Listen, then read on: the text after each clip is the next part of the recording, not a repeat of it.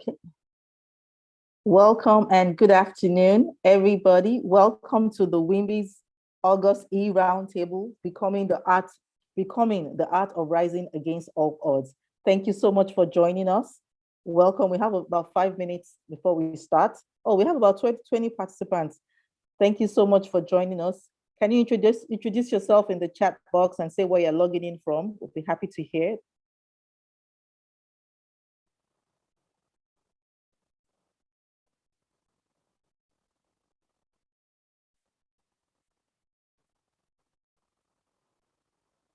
Welcome.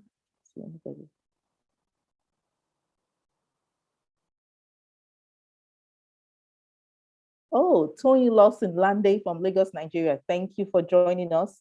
Welcome. Thank you for joining our August e-Roundtable, Becoming the Art of Rising Against All Odds. We're going to learn so much today. Thank you so much. Can everybody that is joining us introduce themselves?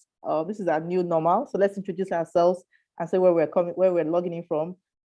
Hadiza Shitu, Lagos, Nigeria. Thank you, Hadiza. How are you doing? Fantastic. Tinuke Nwako, oh, Aviator Travels, oh, from UK. Thank you so much. Definitely, we're all going to learn so much today. Temitayo Ashaolu from Lagos, thank you so much for joining us. Doni Dimka from Lagos, Titilayo, thank you so much.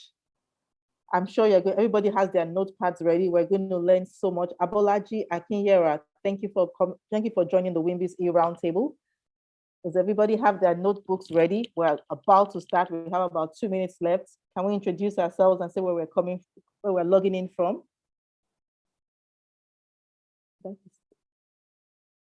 Okay, somebody's a banker here. Fantastic. Welcome. Thank you for joining us. Thank you for signing in. We are going to have an impactful and insightful session. We have so much to learn today. I'm super excited. I have my notebooks ready and my pen. Fantastic.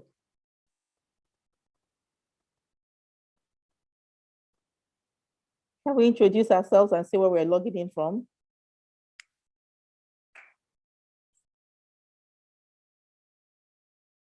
Oh, Aisha Alkali from Abuja. I think I mentioned that. Welcome, Aisha. How are you doing today? How is the weather in Abuja?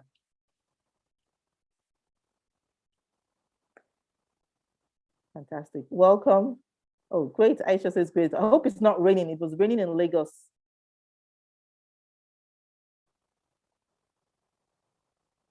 Okay. Thank you so much for joining us. We have about 1 minute left.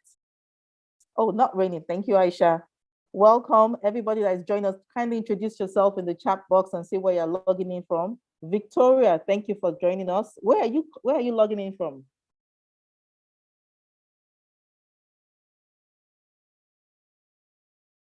Oh, Victoria, Lagos. Thank you. Did it rain over there? I know it was raining in Ikoyi, Lagos.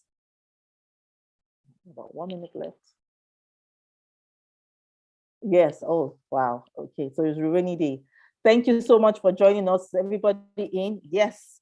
Akido Kehinde, Iso Omenogo, Amibola Iluku. Thank you so much for joining. Oh, from Port Harcourt. Okay. So it's 3 on the dot. Thank you.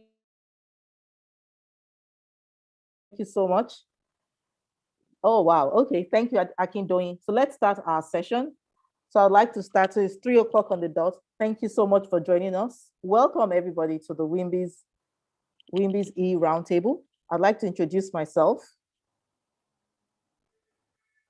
I'd like to introduce myself. My name is Senami Johnson. I'm an investment banking executive, and I'd like to thank you for joining us on this session. I'll start by doing a brief introduction of WIMBIZ. WIMBIZ is Women in Business, Women in Management, Business and Public Service, is a non-profit organization that has over the last 19 years implemented programs that inspire, empower, and advocate for greater representation of women in leadership positions in the public and private sector.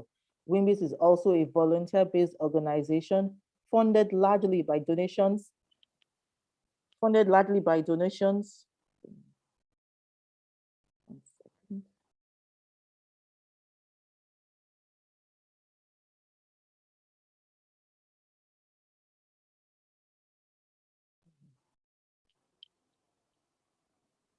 Sorry about that. Just give me.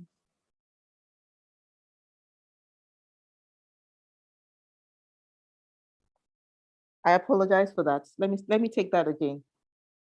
Women in Management, Business and Public Service, WIMBIZ, is a non-profit organization that has over the last 19 years implemented programs that has inspired, empowered, and advocated for greater representation of women in leadership positions in the public and private sector. WIMBIZ is also a volunteer-based organization funded largely by donations and contributions by members and partners. It is a supporter for the Code of Ethics and Conduct for NGOs. Fantastic. For more information about WIMBIZ, please visit our website, www.wimbiz.org. We'd like to thank our supporters and our sponsors, First Bank of Nigeria, for supporting WIMBIZ e-Roundtable. At the end of the roundtable, a poll will be put up for a quick evaluation. There will be an evaluation link that will be sent to you in your follow-up email. Please endeavor to complete the evaluation. I would love to have your feedback. We kindly invite our dear participants who are not WIMBIZ associates to please join us today. We appreciate our existing associates that have renewed their membership and encourage those that have yet to renew theirs to do so. For inquiries, please contact via email, membership@wimbiz.org. Let me take that again. For more inquiries, please contact via email, membership@wimbiz.org. Please tweet and tag us on social media using the hashtags WIMBIZ e-Roundtable and WIMBIZ and hashtag WIMBIZ webinar on LinkedIn. And on LinkedIn, WIMBIZ Women in Management, Business and Public Service. And on Twitter, WIMBIZ, and Instagram, WIMBIZ NG. So we're getting ready to the real roundtable now. Okay, so I'd like to introduce our moderator, Ms. Joyce Daniels. I would not say too much, but I'll let her introduce herself. What I'd like to say is that she's an author, a best-selling author. She is a speaker. She is a confidence coach. She is a social engineering practitioner, and she's also the CEO of Joyce Daniels Organization. I will hand over to our moderator to tell us more about ourselves. And I know that she has a favorite color. Does anybody know her favorite color? If you follow her on Instagram. Ms. Daniels, over to you. Thank you, Salami. Thank you so much. I'm grateful for this privilege. Thank you, WIMBIZ, for having me. Yes, I wear green for love of country, for dedication to the growth and development of Nigeria. That's what a social engineering practitioner is. So if you are doing anything in any sphere that is making people's lives better and making community better, guess what? You are also a social engineering practitioner. I'm so honored to have two wonderful speakers here with me on this panel. And we will be taking the topic, which is becoming the art of rising against all odds. And we'll split it into tinier bits for us to get their stories and how they have overcome. Our first speaker, well, in no particular order, is Adenike Oyetunde Lawal. She is a disability advocate. She is a senior special assistant to the Lagos State Governor on persons living with disability. She's the author of a best-selling book, self-titled Adenike. She's also a gratitude coach. And allow me to say, all around, she's a happy child. Hi, Adenike. Thank you for being here. Hi, thank you for having me. All right. In a short while, we'll hear from Adenike. Tell us about her story and more. Also with us is Mr. Abiodun Ajiborode. He's a life coach, an enthusiastic one at that. He's a seasoned marketing expert. He's also the marketing director with Monuments Distillers, the producers of the very famous Four Cousins wine. He's had stints with Coca-Cola, PZ Cousins, from Acidor. I dare say he's been around the world. Everyone, please say welcome to Mr. Ajiborode. Welcome, glad to have you here. Thank you very much. I'm glad to be here too. Awesome. In a short while, we'll take a poll. This poll will help us get some insights from everyone present. We're about 103 right now. We seek honest responses, please. So don't worry about whether people will know who you are. No, the results will be anonymous. So feel free to write your truth, okay?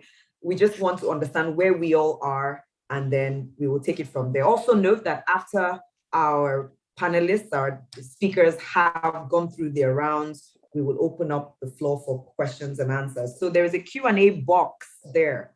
When you have a question, please don't write it in the chat. Come to the Q&A box and put your question in there so it's easy for us to track. May we have the poll, please? Okay, very simple questions. Have you ever experienced an adverse situation that made you question the essence of your existence? Yes or no? Everyone, please punch it right in. And if you've experienced such adversity, how did you get back on track? Did you go through counseling? You can pick more than one response. Did you go through therapy? Did you ask yourself questions? That's introspection. Or is it possible that you have not even recovered? You're still going through, or none of the above, or this question doesn't apply to you. When you pick all the responses that you want to, please click submit.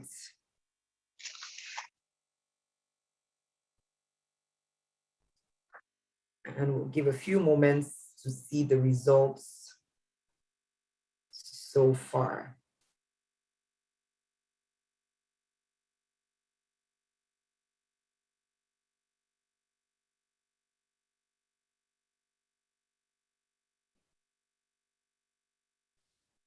Okay, can we see the results, please? Or are we waiting for a little more time?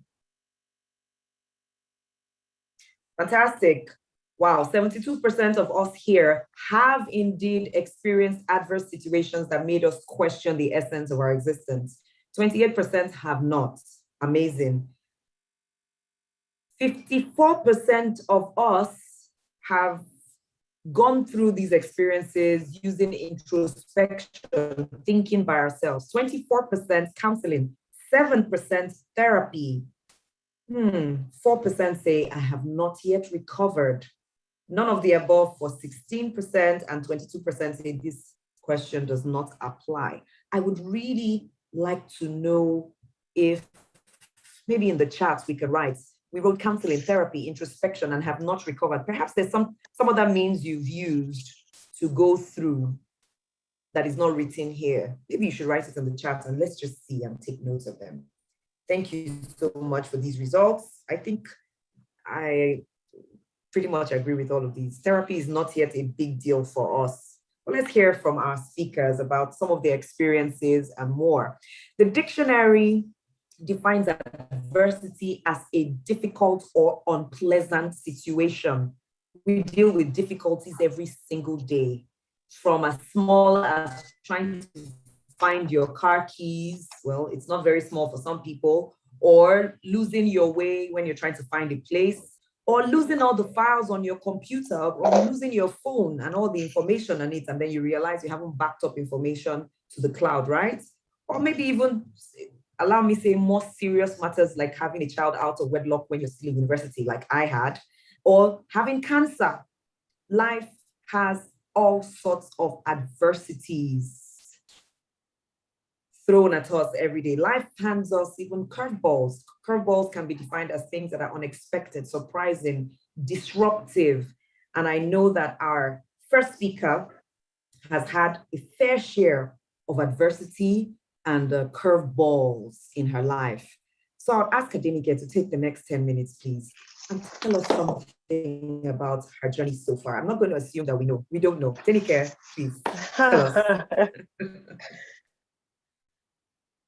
Okay, thank you so much once again for having me, and thank you to the entire team.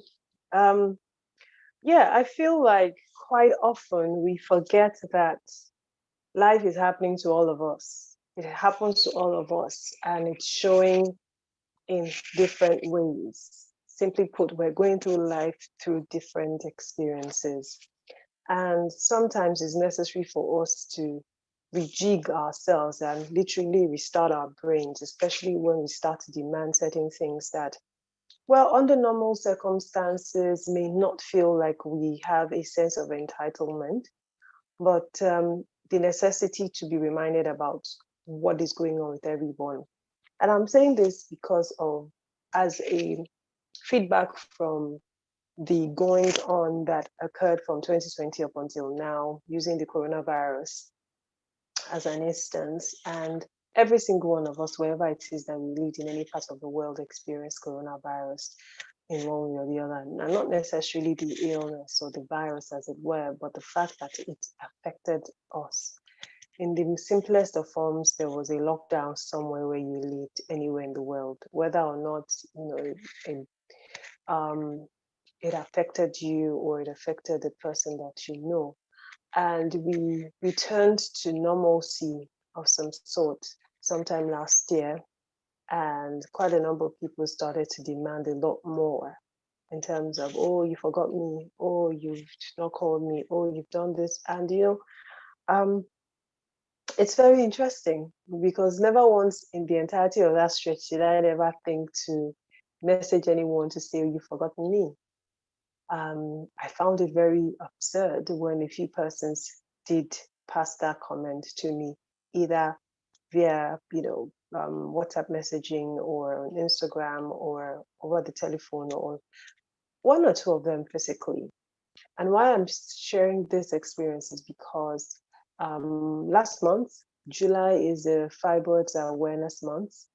And somehow I completely did not even realize it was at the point where I shared my experience with fibroids on social media. And I still am getting the feedback from that.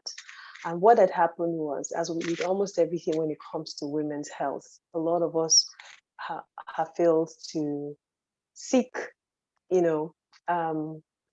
the opinion of a gynecologist on a regular basis, except you probably have, most of women go to gynecologists when it's time to have children. Let's be honest with ourselves. And somehow I had never been to a gynecologist, but I'd always do a yearly checkup, somehow omitting the gynecological part of it. So imagine my shock when I was told that I had a fibroid. I went for a scan, and as a woman puts the machine on my abdomen, she said, oh, I'm sure you know you have a fibroid. I'm like, no, I don't. I said, oh yeah, look at it. And then I looked at the screen, very big thing. And yes, I decided to keep that journey close to people around me who were closest to me for, whatever reasons. And I did share it. So after sharing it a few weeks ago on social media, it then started to recur to me that a few people had accused me of not reaching out to them in that season where I was going through that.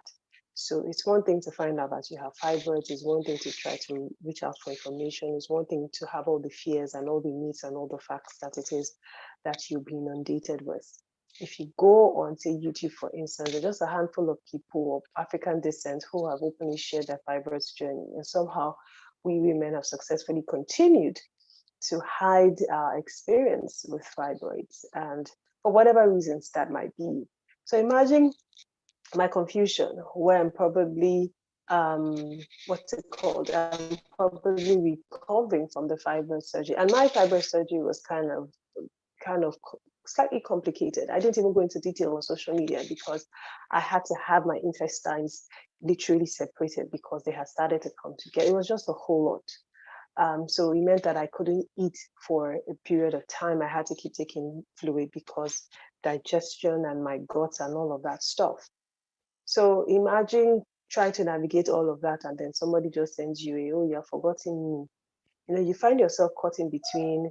How selfish can you be? Oh, this person doesn't know, I'm going through a bout of ill health. Do I even owe you anything to even check up on you? To if you didn't hear from me, why didn't you reach out to me? It's a symbiotic thing. And I chose to give this narration as against the popular expectation of having to share my cancer journey, because the thing about life is it never ends. It never, never, never ends. It's just one thing after the other. And you as an individual must learn in one way or the other to find the positives. I, for one, am a naturally optimistic person. By nature, I see the glass half full. It comes to me, I don't know, my DNA, I'm sure somewhere in there, there's optimism very, very well. But I also found out that through my life's experience, I realized that I have intentionally now decided that I can't kill myself, literally. So how about we sit down? I will cry over the issues that I need to cry over. I would wail. Somehow I do not stress eat, or I don't do any of that. What I do actually is read books, but somehow when I'm so overwhelmed, my mind can't stay still to read a book. So I have found out that navigating through my cancer journey in my second year university as a 20-year-old, and now highlighting this fibroid experience, one of many other challenges that from that moment up until now, I have been faced with, just simplifies and again exemplifies the truth that we will go through adversity every single time, every turn. There are phases in our lives. For an individual like me who understands that my life has a 5-year cycle, I work with a 5-year cycle. So I don't know how, or somehow I've been able to identify that. I work with a 5-year cycle with God. I see that at the turn of the 5th year, or at the start of the 5th of another year, there's always an interesting season in my life. And it's only normal and it's only wise for me to understand and just tell myself, young lady, calm down. This is a turn. This is the end of another season. It means that there's going to be a whole lot. So just calm down in this season and watch it. And we hear people like me share story about cancer, living through or living with disability, and everybody just feels, oh, how did she do it? She's so strong. She's a superwoman. She's this, she's that. Reality about it is, again, I have decided to choose the things that make me happy, stay on top. There are many things I don't have control over. And I'll try to be as transparent as I can be. With fibroid journey, for instance, the doctors will tell you categorically that the likelihood of a regrowth is very high. It's not like they're being negative, or it is just what it is. Being of African descent, there are many things that were susceptible to a whole lot of stuff: arthritis, high blood pressure, high cholesterol. And a lot of these things are manageable, if not reversible, through an holistic lifestyle change. For someone like me, who has not been obese or has never exceeded the BMI, I've never really had issues with my weight, for instance, that has not been a problem. But I found out that since I have shared my experience with fibroids on social media, it's been an overflow of people sending me DMs, sending me messages. And I really do hope that some way through my now sharing this experience as often as I can, we see and encourage ourselves that these adversities will come. Because for a young person who has found out that they have fibroids, what are usually the fears? The fears are, can I have a child? Would I ever get married? Would anybody want to get married to me? And we see people with several other issues in this same light who have done all of these things that we're worried about. So why don't we just find the joys in the moments that we're in? And then when we get married, and there's an issue, for instance, we can then seek the opinion that we require in ensuring that everything that will be necessary to assist a couple get married is put in place. What else happens? Or will anybody marry me? I never use my story of having one leg as an instance where, if I get married, you can get married, because I feel and I know categorically that it is completely and utterly flawed, because the realities about it is every single person has something they're dealing with.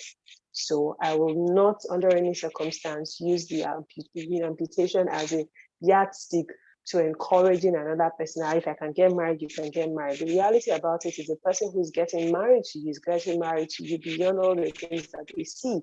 Ask anyone who's going to be genuine with people who are, with you. So people who are married, if they want to share the honest realities with their unmarried friends, the love and the physicality fade out after a while. You may try to push and do surgery and do Botox and fillers and this and that.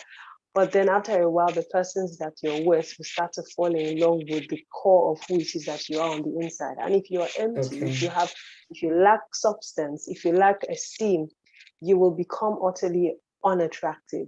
So my life, in conclusion, in this moment, my life is a combination of many adversities that I have intentionally chosen to live above because really, I really can't kill myself. So, Can't kill yourself. Thank you so much, Adenike. Everyone, please, if you can, give virtual claps in the chats. Thank you so much for sharing your story. This is even a new story to some of us. We thought we would hear something we already know, but that's profound. Every now and again, we will have major adversities that might shake our entire lives and shake the foundation of our existence, just as Adenike has said, but she has chosen to rise above and live above. So Abiodun, I'm thinking that based on what Adenike said, one antidote to being destroyed by adversity would be purpose, where you are intentional about purpose, what you're doing day to day and living a life on purpose. Abiodun, if purpose becomes an anchor for people, is it possible that purpose will always bring us back to being zen enough to say, I can't keep myself? Please expatiate on this. Everyone, please welcome Abiodun with me. Okay, thanks, Joyce, and thanks, Adenike, for that inspiring story. I almost went speechless. Sometimes you think you're going through stuff, and when you hear other people speak of what they've gone through, you will be very amazed. I think I salute your courage. For me, and I'm going to use a very classic example. I think I have two very basic examples on living on purpose and how purpose can be a strong anchor, bringing you back onto the right track, even when you've gone through different adversities in life. So let me use my very master's experience at Lagos Business School, and I think it's an interesting story. So I started my master's. Then you had to pay some amount, about 400 and something, maybe about 500 and something thousand for every 3 months. So it's a quarter. So it's actually three semesters in a year. And then I was earning 217,000, and it was really a tough thing for you to actually save for the next quarter. And I was married. No, then I'm actually married. So and I think I have a boy then. So it was like you have to feed your family, you have to run the household, and you have to also save ahead for the master. So it was really, really tough actually facing those challenges then. At some point, the school had to send me a letter not to come to school again because I couldn't meet up with the payment. So, however, there's something then that kept me, going, which was a purpose. I was very, very clear on what I wanted. I could have gone to any other very cheap school and then, just wing the masters and, get out of it. However, I was determined because I actually want to get the best of my master, despite the fact that I've had a very, very bad shape in starting career-wise. So it was a defining experience, how purpose can keep you going, even when you are being faced with very big challenges that can actually put you in a state of depression. So because of the purpose, I remember quite well, at some point in time, I had to go to the bank to get a loan in Nigeria to actually finance that. It is all, anchor on the purpose that I want to get the best of life in terms of career. And you want to get that, you also need a very strong base when it comes to academics or, some formal training. So I was determined. So it was really, really, really tough. And, as at the time I was about to give up, because then it was like, okay, after the loan, I couldn't pay again. I just have to drop this thing and come back if I can. Then something shows up and I got another job. And that was the end of that story. The purpose kept me on the track. And I kept, looking for opportunity to fulfill that purpose. And that is what kept me going. That was what kept me going all through those periods. And I also think, again, at some point in my career, I decided to leave marketing to venture into something else. I wanted to understand what is happening in sales. So I went to another company, and I'm not going to mention names. I went to another company to learn that. Interestingly, the job description that was sent to me was different from the job that I actually did in the company. So it was like you're jumping into something that you didn't prepare for. It was, to Adenike, it was a curveball. If there's anything more than curve, it was curveable. If I'm permitted to use that. But I could have, sat down there, cry, shout, be very, very obnoxious, and be very rude to people and all of that. But because of the purpose of what took me there, and I was very, very clear because of the purpose. So what took me there was to understand that. So I began to actually master my pain and, convert that pain into a gain. And I begin to learn what I need to learn. So I forgot about the challenges itself, because a lot of time when we go through issue, we focus on the problem itself and not focus on what is the learning that you're supposed to get out of this problem. And that is actually, how does that learning lead into your purpose? And that was exactly what I did during my period in that particular company. And today I'm very happy. And I tell some of my students that the best experience in my career was that experience. It was a very bitter one, but it was the best experience that redefined my purpose, redefined my career, and make me a better person at the end of the day. So purpose as a way of bringing you back on track when you actually get hit with the challenges of life. And I think for anybody, Adenike will tell you, and I'm sure Joyce, you have the same experience about how purpose can keep you going, propel you to actually not even see the obstacles again, because you're actually seeing the purpose. So that's just what I can say on how purpose can be a very strong anchor to get you out of adversity. Thank you very much, Abiodun. Everyone, please say thank you to Abiodun Ajiborode. Purpose as an anchor, something that pulls you back when adversity slaps you in the face or the curveball hits you in the tummy or on your shoulder. You remember what it is you were here for, and you find your way back there.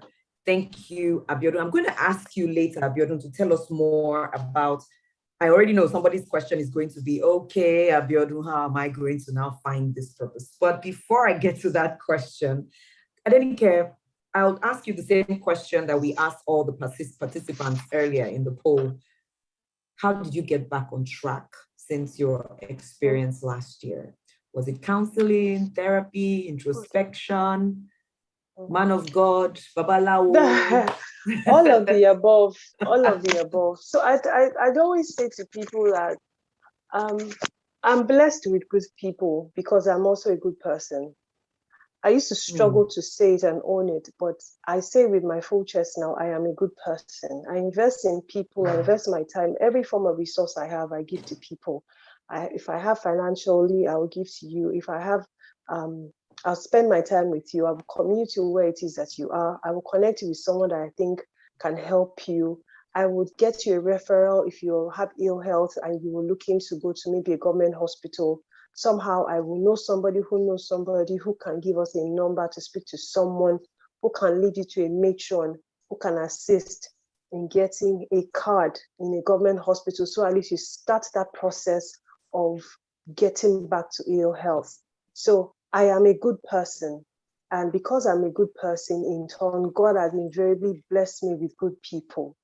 I used to very flippantly use the word friend. I know like I forced with a majority of people, but I've also grown into a point and gotten to a stage where I know without a doubt that beyond lip service,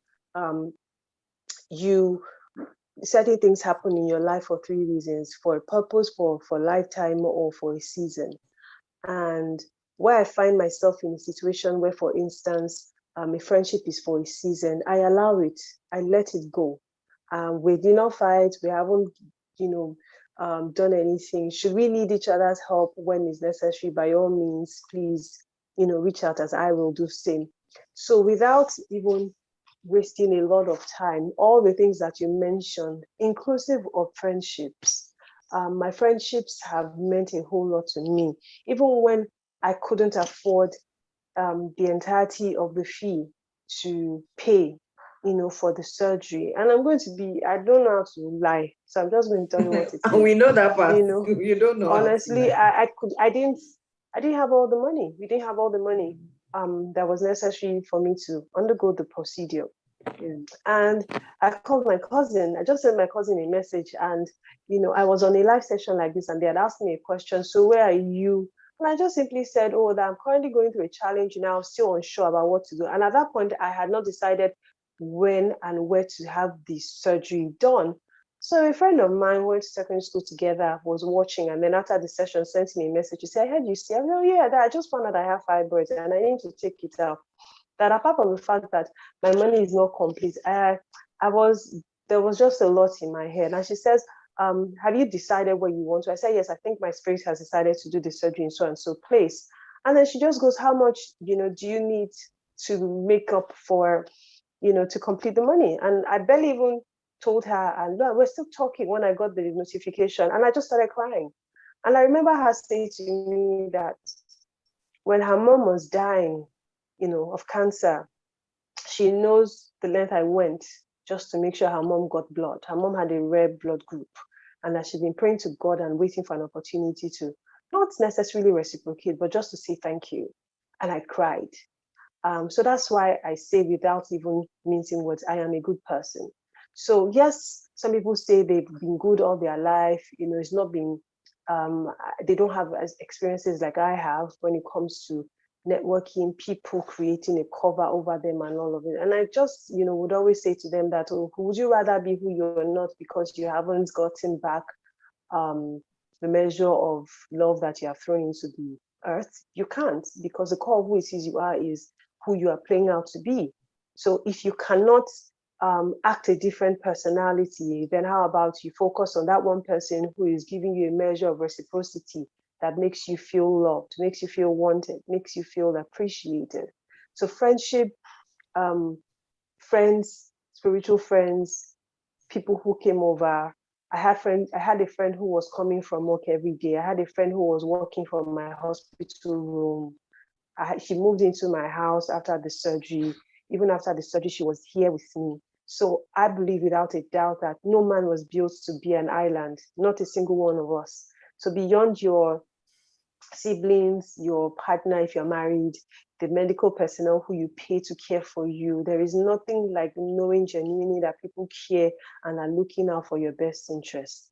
So friendships have been the thing that pushed me. I always say in Yoruba, in your lashon me, people are my cover, literally. And I'm really hoping to God that, I continue to give of myself to friendships that mean a lot. For people who know me, honestly speaking, I go out for my people. I am a loyal person to have in your life, and I will stand by you through thick and even when you are doing nonsense. I'm the one that would pull you, hug you, and once you have gathered self-esteem, and I'll tell you, waiting you do no good.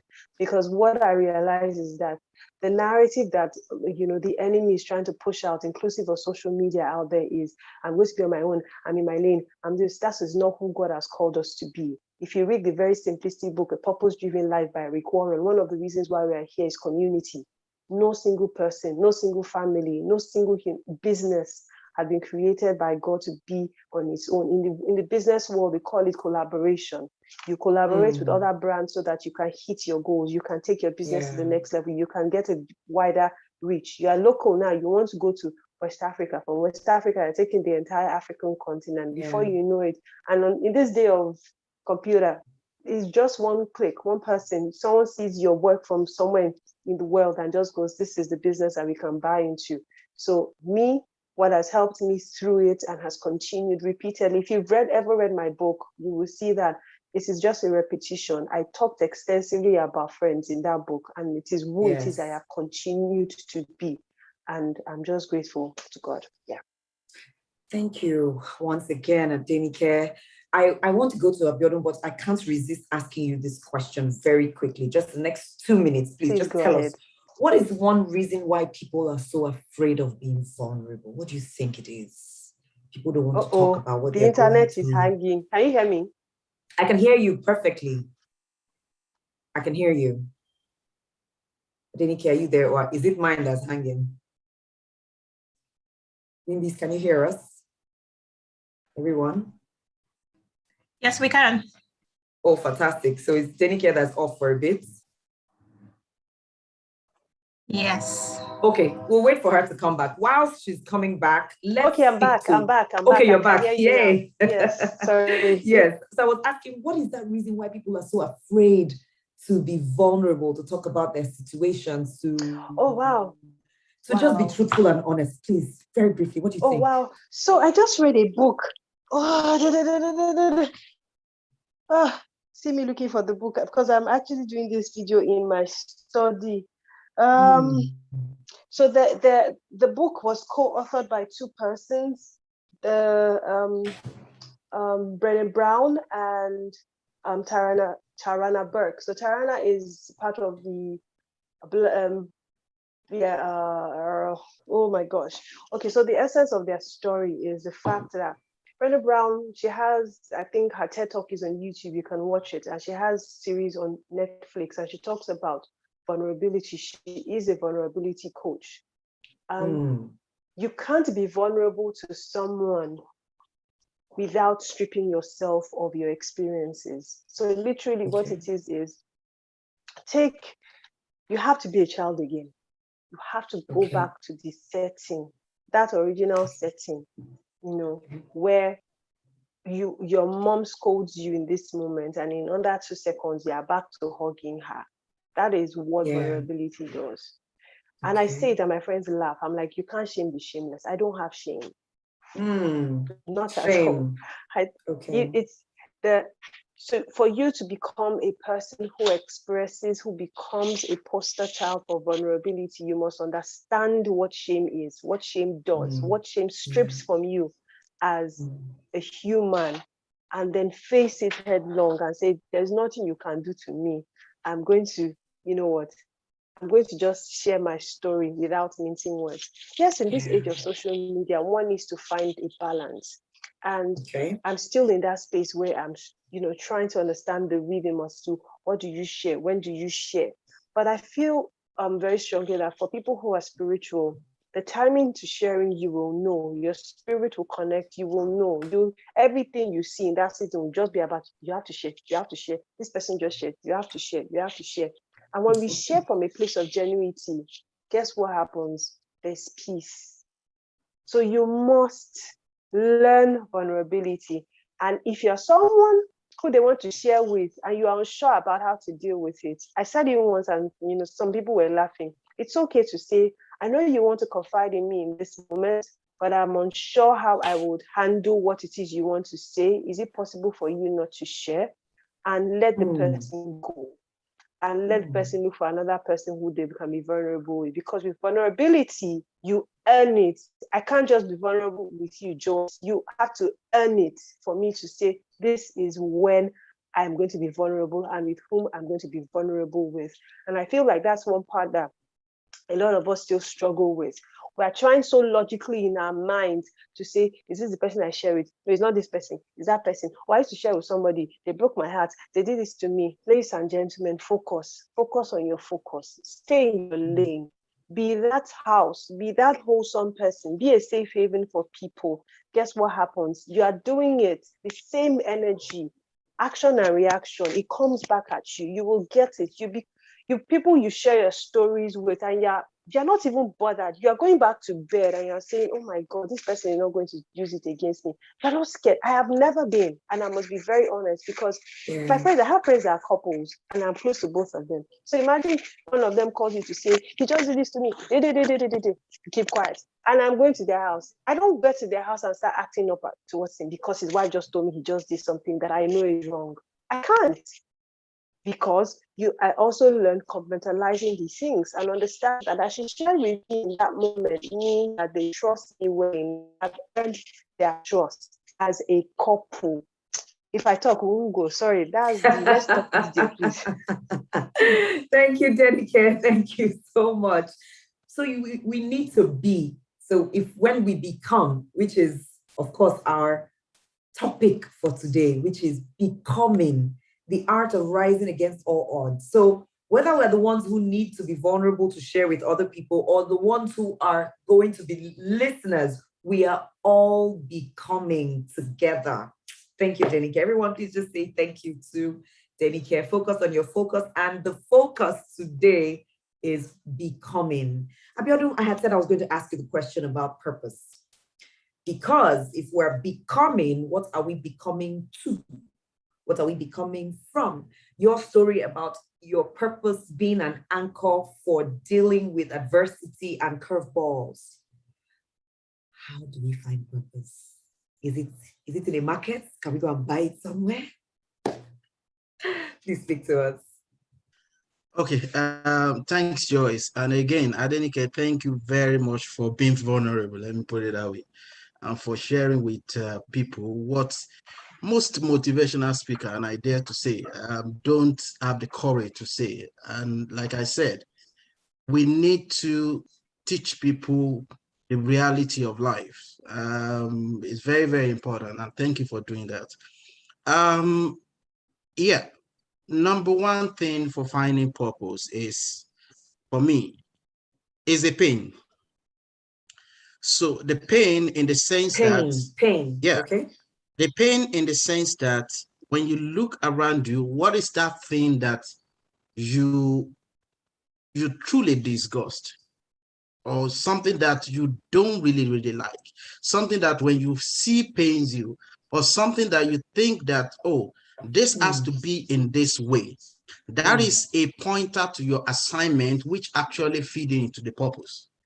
Because for the sake of argument, I grew up and I see how I struggle in my career. And, you know, some of us started from a job of 7,500. Some people were very, very lucky. They just landed in Shell. I didn't have that opportunity. So, and because I learned through pain, I grew through pain. A lot of things I have to find them by myself. So, as a matter of fact, that became the anchor for the purpose that I've actually defined for myself, to say, I actually want to make the climbing career easier for people that are coming behind me. And that was the foundation of my purpose. And today, what I've done, the school that I created, the brand management academy that I created, was created out of the purpose to ensure that, can we put a platform where we can actually unleash the experiences that we've gone through into the life of people? Because the purpose of mentoring is to reduce the pain for others who are following you. So everybody shouldn't, because I spent 20 years to get into a director role, doesn't mean everybody have to spend 20 years. Can I make the journey more faster for people? Can I stop people from falling into the same trap that I've fell into? Can I educate people? Can I guide people that beyond just the academic, there are other things that are very, very unseen that happen in the corporate world that I never knew when I started my career? For example, what we call politics, which is organizational awareness. Some of us will run away from it. We don't want to be part of it. You will not grow if you don't get involved. So those were the things that informed the purpose that I've crafted for myself. So if you look at yourself and you begin to look around you, what are the things that disgust you? And I'm very, very sure it's because of the experience that Adenike has gone through that gave her the opportunity that she has today. So if you look at your environment and find out this thing shouldn't be, this is a pain point for me, that is a pointer to your purpose. And I think that's the best way to find purpose. Best way to find purpose is to check what is paining you and see how you can help eliminate that pain. Thank you so much, Abiodun. Thank you. The chats, I mean, let me just go into the chats for a moment. There's a lot of activity in there. Of course, people are saying thank you to our speakers. Some people have told us different ways, said in different languages, about how people are your covering and more. Someone is saying, please drop in the Q&A box, please. If you have a question, just drop it in the Q&A box. It says, don't waste your pain, use it. BMA, extremely impactful beyond academics. What's BMA? I think I missed that. Will this, please, every single question should be put in the Q&A box. Don't put it in the chats, please. Put it in the Q&A box so we can track your questions. And of course, somebody started her salary with 2,777 Naira. I don't know what year that was. It might be equivalent to the 20K or 200K of today. Oh, Brand Management Academy, fantastic. Pain. Yes, Joyce, please, I'm sorry to interject. I just heard you talk about salary, and I want to quickly jump in something.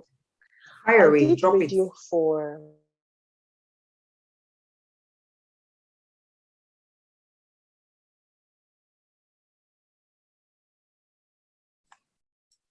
Is everyone frozen or is it just Denike? No, we lost Adenike. Okay, I'm sure she will come back.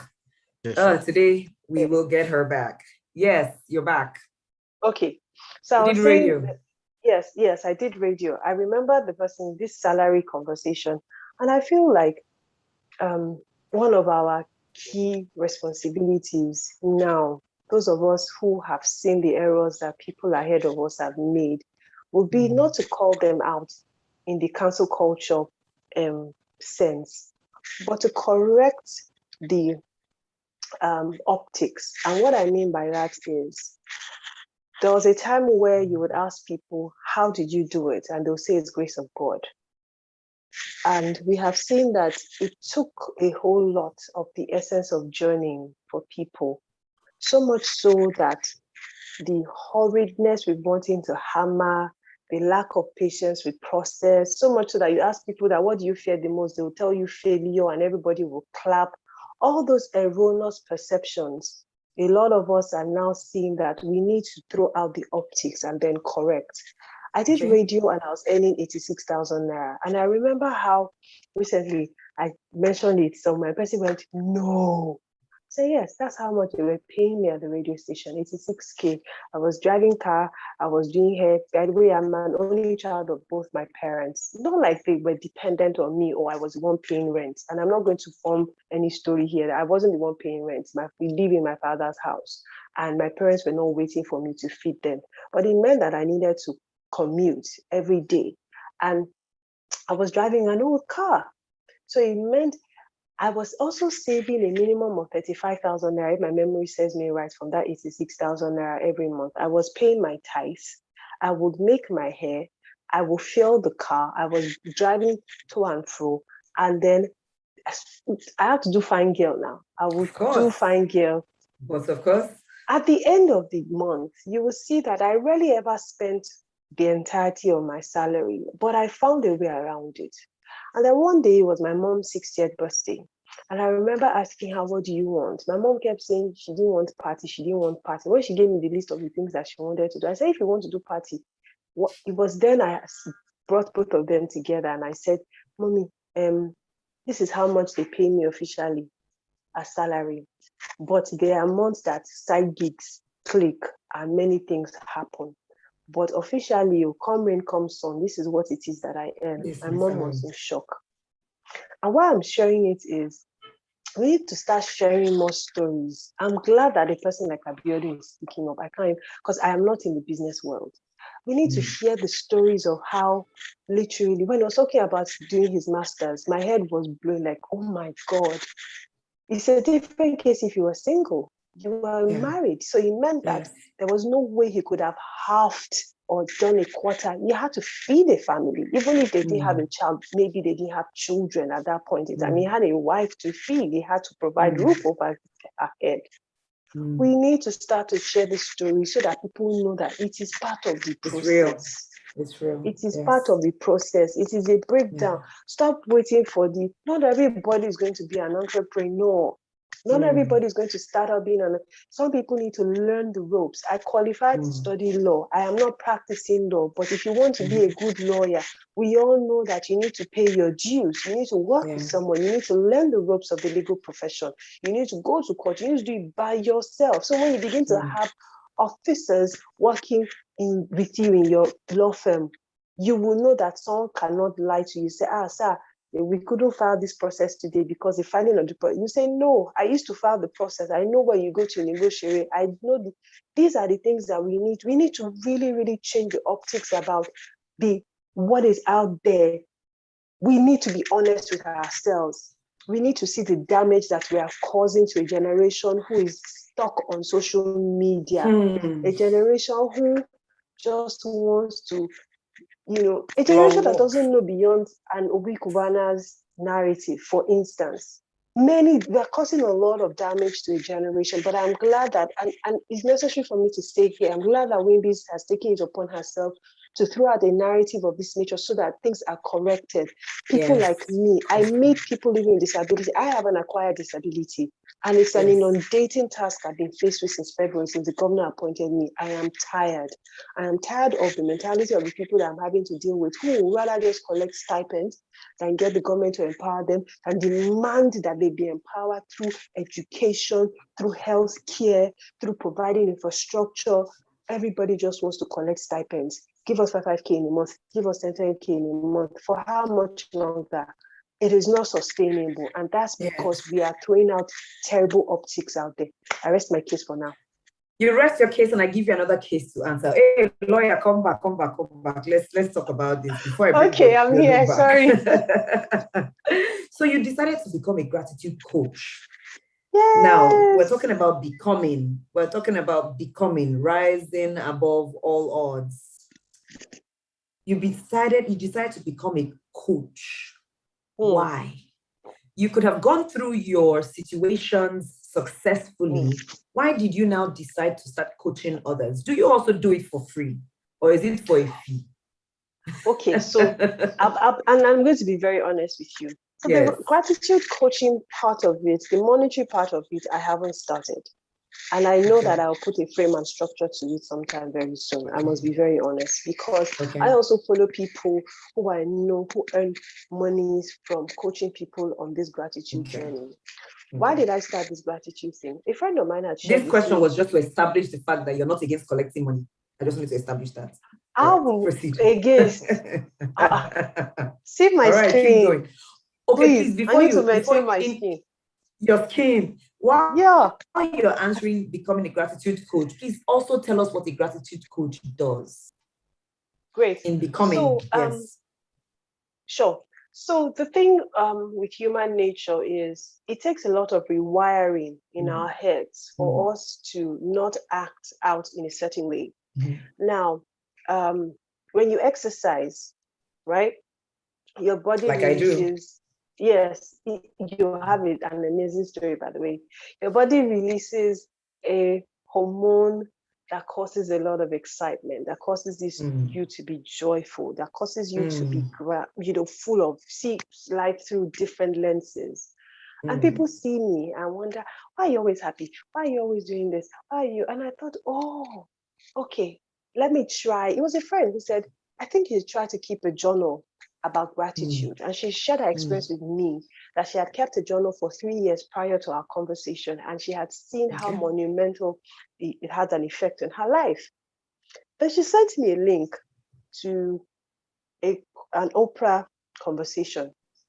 And Oprah had shared extensively how she started to journal, and she's been journaling all her life. And to every house she has moved into and every city she has moved to, she's always gone with her pile and pile and pile of gratitude, of journals. At that point, it wasn't gratitude, it was just journals.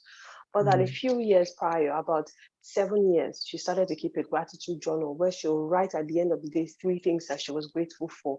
I'm like, that's a lot of 3 things I'm grateful for every day. So I then started by keeping a journal. I had a jar where I would get my, this writing pad that you usually have. Yes. So for every single day, I would write the date, the day and the year, and then I'll write something I was grateful for. In the first year, I successfully did, in 365 days, I successfully did maybe about 350 days. Missed out about 15 days for God, or there was just nothing to be grateful for. So the next year I did it, I then realized that, you know what, you can expand this thing beyond the things that you are grateful for personally. So I am I became a harbinger of good news. I became the person who was always looking. I will look for Joyce. Joyce, how far? Waiting they happen. As they're talking to me, I'm picking out. Oh, you remember? Say I tell you, say we don't want to do this. The thing don't feel cool. Guess what happened? At the end of that day in my journal, guess what I write? Oh my God, Joyce was able to. Joyce said, so gratitude journaling then expanded my heart beyond my experience. And then I started to snoop around for things. My friends know me now. They'll be when I'm asking, say, you're looking for what to write in your journal, Abby, is my story you want to write in your journal? I'm like, yes. So I did it. So tell us about that coaching part. Yes. Yes, I did it for 2 years. And I realized that, at the end of the second year, I posted it on social media to say, see what my gratitude jar looks like. And I was like, oh my God, this is so good. So I then I opened a handle on Instagram and I thought, okay, maybe if I continue to show people and do daily postings about what it is and how important it is to journal the things that you're grateful for, it will help. And then I just started the Instagram handle.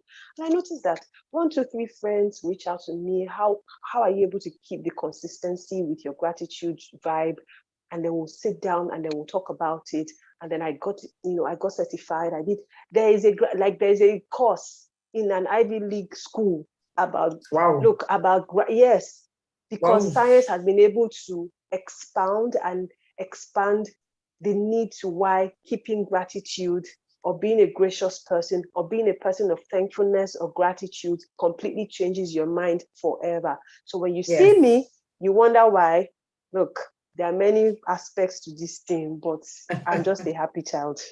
Thank you, Denike. This is still becoming the art of rising against all odds. And she has said to us, one of these ways to rise against all odds is to get into the space of gratitude. When we focus so much on what is working, and if it's not working in your life, can it be working in somebody else's life? And you notice, guess what? You begin to give yourself better chances of rising against all odds. Abiodun, please, I'm going to ask you also about your coaching. You're a busy man. You're a marketing executive. You've worked everywhere. You have an academy, business marketing academy.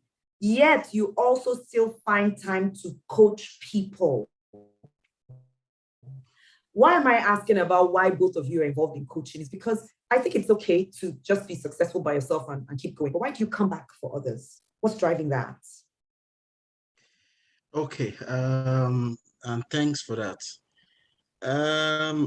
I think I'm going to start with, a very famous, words about the graveyard is where you have the highest deposit of resources. A lot of things happen because people don't pass that across. I find coaching as my second nature because if you've gone through so much in life, you want to actually help people not to go through those kind of things. They are very nasty experiences.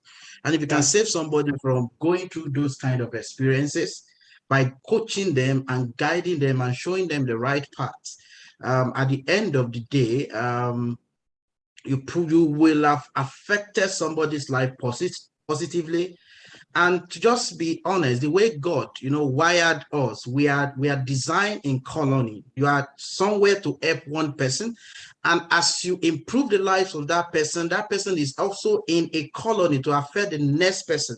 And before you know it, you have that cycle going on, and we have a better environment, and everybody is beginning to see a turning point in their lives. So for me, it is something I find very, very fulfilling. Because I actually want to empty myself into the lives of other people to say, hey, see, this thing is doable. This is the path that you can actually follow for you to actually get there. I'm saying it because I have gone through that path. And you see, life is governed by principles. Forget about whether you're religious or you're not religious. It is the same law of gravity. If you go up, you come down. It's the same thing anywhere. And that is why sometimes when people push religion to the front, I say, you don't understand what you're saying. Because if you understand perfectly, you understand the same principle will work for an herbalist. If an herbalist take that same right steps and get the results. So the question then becomes, I have wrapped my experience in life into simple principles that I begin to actually teach people. And I've seen significant impact in the life of people. And more importantly, the platform that I put together, the Brand Management Academy, is actually one, apart from just the career path in brand management and marketing, it is also a platform for me to share these experiences that I've gone through in life to actually help someone, you know, someone that was at the verge of giving up to actually see a very, very big light at the end of the tunnel. And I saw somebody just posting in the question to say, I've been in an environment for about 10 years, 15 years, I've not been promoted and all of that, and other people are getting promotion. I want to, please, if you can, reach out to me. We will work out how you get promoted, or you get both either promoted within or you promoted outside.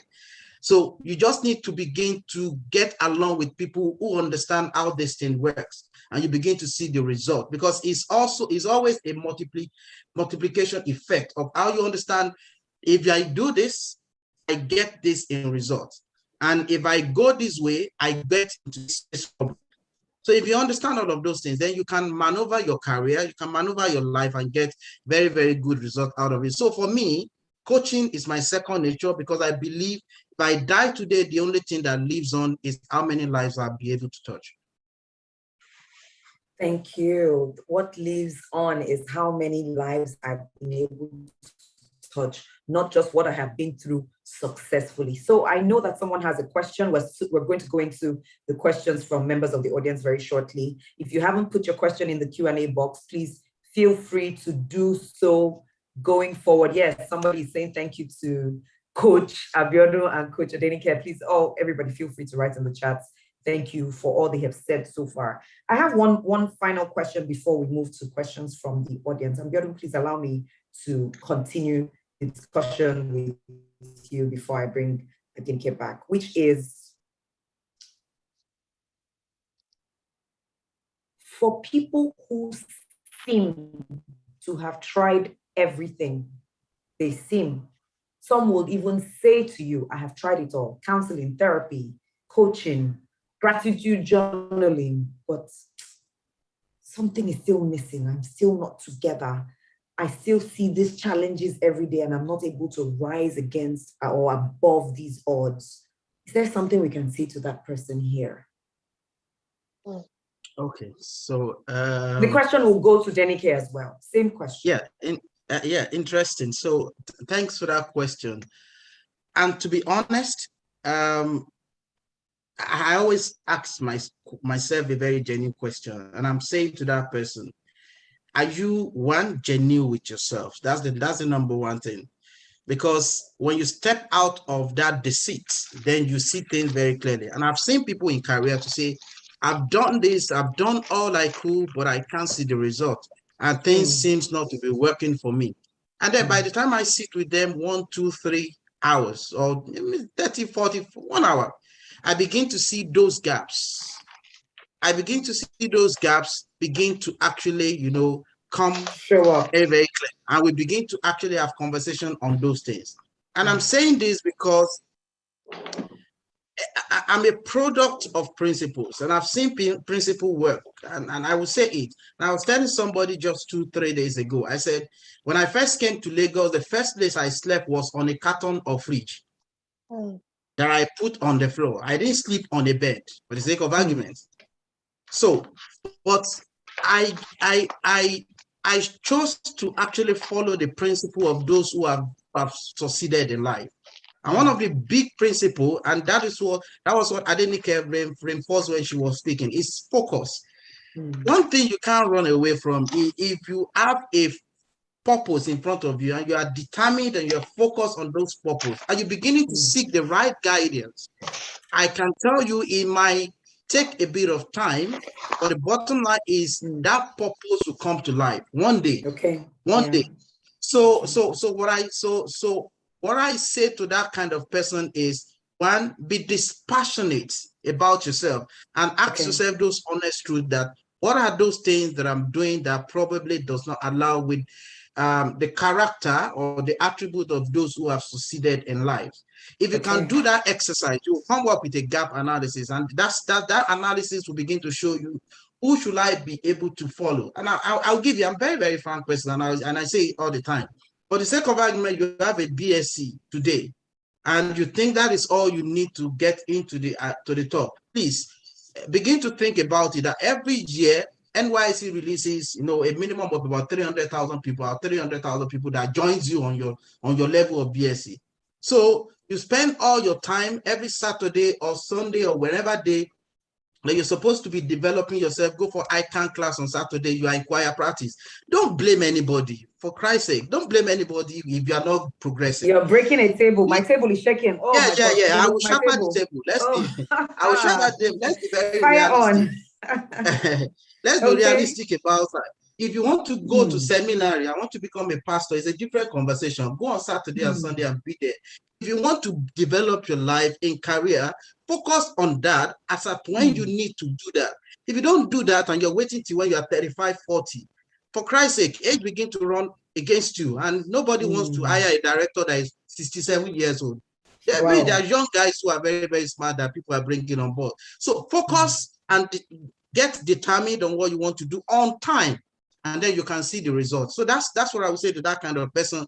Be dispassionate, the gap will come out, and begin to actually fill the gap.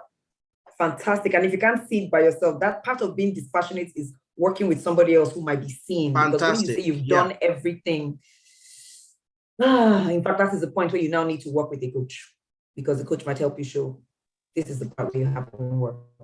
Right? Denike, do you agree with this, or what else can that person do if they feel they've done everything? Absolutely. Absolutely. Absolutely. I agree with it. And I feel like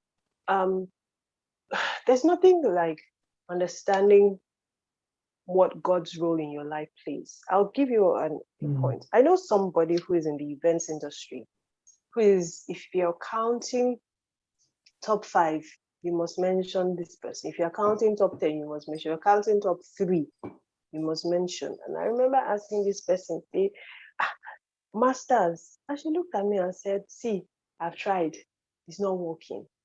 This is this. And that was the first person a few years ago that made me sit back to ask myself, define what success means to you first. For you. Okay. If you want to succeed and aim for the Rihanna status, now that she's a billionaire and everybody seems to be aiming for that and posting it, by all means, go blazing. If you want to just afford 3 square meal for you and your immediate family, please define how you want to go around that. But do not, under any circumstance, allow the standards that we continue to set for ourselves and continue to push be the reasons why you choose to do the things that you want to do for yourself. It's very necessary. You asked a question earlier, why the need to help others? And I saw a post. The post, I actually did repost it on my story. It says, as soon as healing takes place, go out and heal someone else. And that's what happens.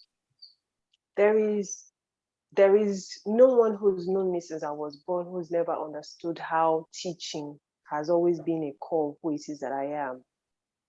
And I have found out that though I'm not in the formal classroom environment, I have realized that my experiences would always be tools to which I show other people, this is what happened to me. It doesn't have to happen to you this way, but these are the lessons that I've been able to pick out.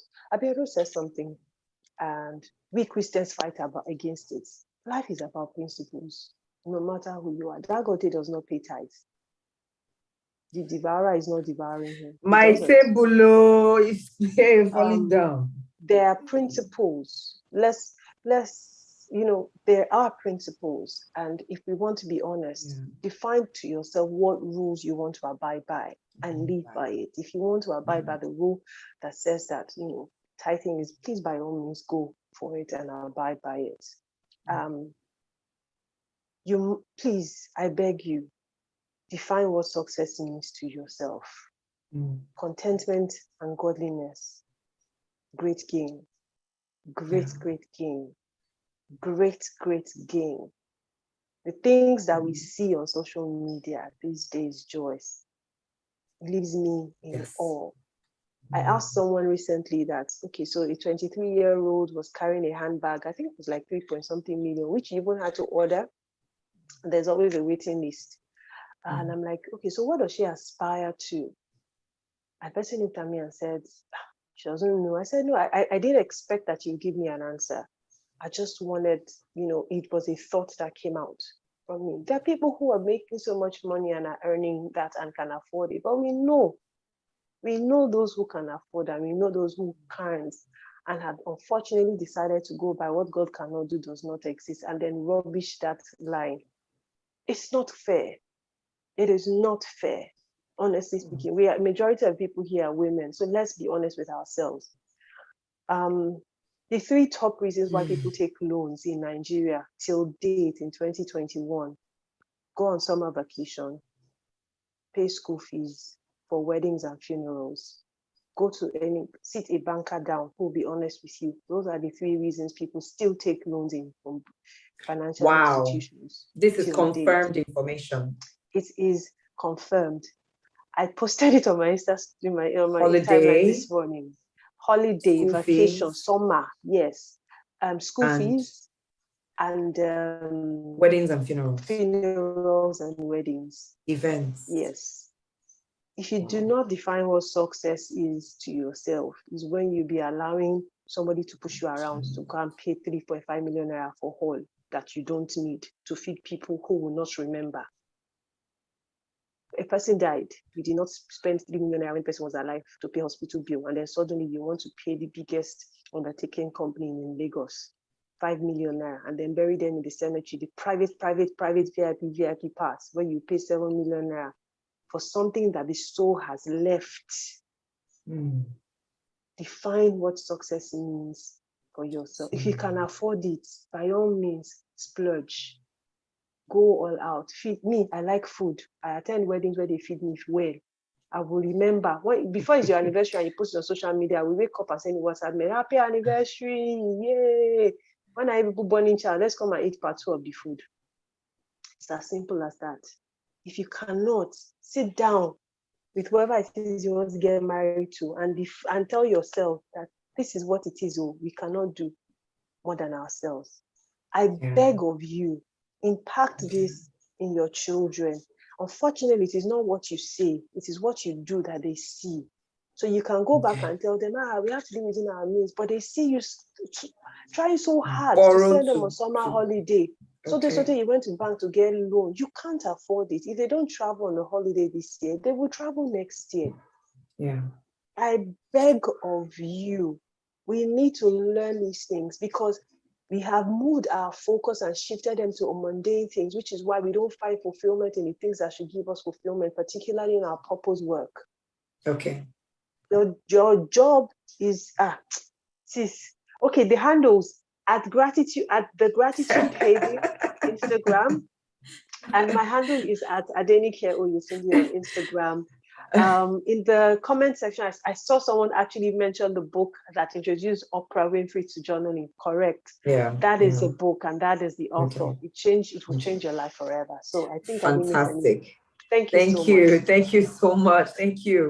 Thank you. We've gone from becoming, rising against all odds. There are a few things that have been mentioned that we want to take note of, which is be authentic, understand what success means to you, become more vulnerable and open so that you can recognize and indeed become more grateful.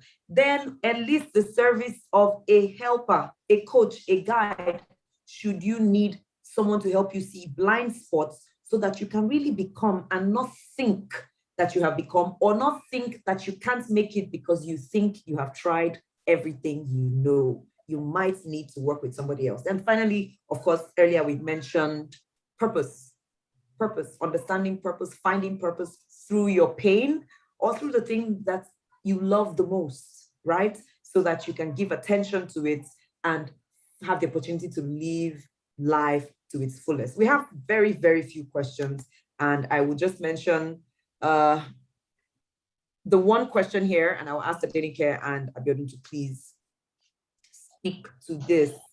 She says, it's quite hard for me to share with people. I'm used to being the one who listens and being the shoulder to lean on. A couple of times I managed to share with people, but I don't get the type of energy I would usually give back. And it was painful. So what do we say to her? Wow. Okay, so what I see is that we overthink and we overanalyze. That person that has come to you to share, have you ever said, you always come to me to share every time, have you bothered to ask how I'm doing? Have you ever bothered? I did it once to someone, and I remember how I didn't get you saying whole high, you should just say it, Cha. Yes. Yeah. I remember how deflated the person felt. The person started to apologize. And I remember telling the person that the essence of this conversation is not because I want to deflate your ego, but I also just want to tell you that there's something about giving and taking. You can't keep coming to dump in me. I'm not a dumping ground. I also need to let out. So what I started to do in that moment of my life, I was like this person, is I started to also speak up. I sought help. Now, it's always easy for us to say seek therapy. Joyce, between you and I, we know that therapy is not really, really affordable because it is not ubiquitous. It's not everywhere. There are just a handful of people we trust well enough to do their job without mixing their religion into it, without mixing other things into it. Just a handful of these people are able to get it right. So you need to unlearn the fact that you think nobody wants to hear you speak. I had to unlearn it. People, it took a lot of navigating with this person, but eventually, guess what? Our relationship is now symbiotic. It is literally, oh, this is where I am. Oh, okay, where are you? We talk, and it has become that. And when you sit them down, you find out that some of them genuinely do not even consciously realize that all they've been doing to you is turning you to a dumping ground. That is exactly what was happening to me. So I connect to this person's question on 100% level. You may have to seek therapy to help you readjust to a certain level, and then you can take it up from there. But truthfully, one of the first ways to do it is to, if they genuinely have your interest at heart, is to gauge really if they love you and ask them, why haven't you ever asked me if I want to speak up? Yes, somebody will tell you, but I have asked, and you always say you're okay. You always say, stop lying to people. When people say, how are you? Okay. Stop it. Stop lying. It's cultural. It's okay to say today I'm not okay, I'm tired. It. Exactly. So that's who it is I am now. How are you doing? I'm in traffic. How are you doing? I'm hungry. How are you doing? I'm actually low. Today is one of those days. How are you doing? I'm excited. Because we continue to lie to people. We put up a different face and expect that they would read what is going on with us. When they don't, we now start to say, what doesn't like me? Nobody wants me to talk. Nobody does this for me. Nobody does this for that. Be honest. Be honest. If you're fortunate enough to have a partner, start from there. Our family and friends are usually our closest therapists, but a lot of them don't know. A lot of people do therapy for us as we do for them, but we don't have it in that name. Start that way and see how things change. That's what worked for me anyways. So I'm hoping that you can find your rhythm somehow and also learn to say no today. Oh, so can I know I'm not in a good place, to receive. You can also say, I learned this from my therapist. You say, oh, I can't be productive if we have this conversation. So it's not, you're not saying, I don't want to hear from you. You're disturbing me. You are this. Your problems are too much. I'm telling you, I can't be productive in this moment. And anybody who genuinely has a optimally functioning, thinking faculty, say, oh, okay, this person is not a right time. So yeah. Thank you, Denike. Thank you so much. So what I'm hearing from you is, in the art of rising against all odds while we're becoming, one thing we should do is to be intentional. We should watch. We should be very clear with, and this is in response to the question that we already got. I wanted Abiodun to respond to it as well, but please allow me switch the question for you, Abiodun. Please, let me switch the question. This person says, if you feel you are behind, How do you catch up, especially in career? Remember, our topic is becoming, rising against all odds. And one of the odds that some people in career feel is, Kai, I'm behind. My mates are there. See where I am. What do we do? Okay, thanks, Joyce. I know you want to switch that question, and I only want to add one thing to what I Please add, said please. Yes. before I answer this question. Yeah. And the person that dropped that question in the chat, one thing I want to guide you against is pride.